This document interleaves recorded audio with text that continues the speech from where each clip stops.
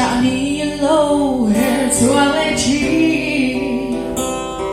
kainga ng lebay na zombo e malo may antang zauda bay say dure omlo hele ya ya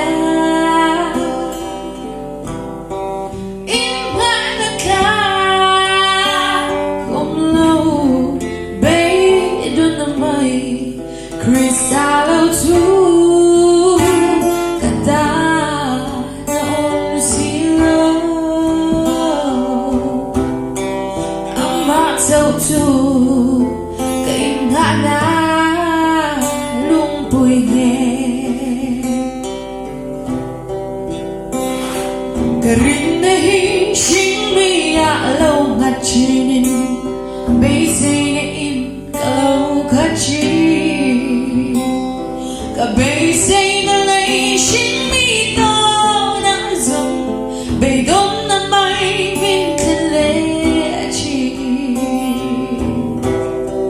Bay say dure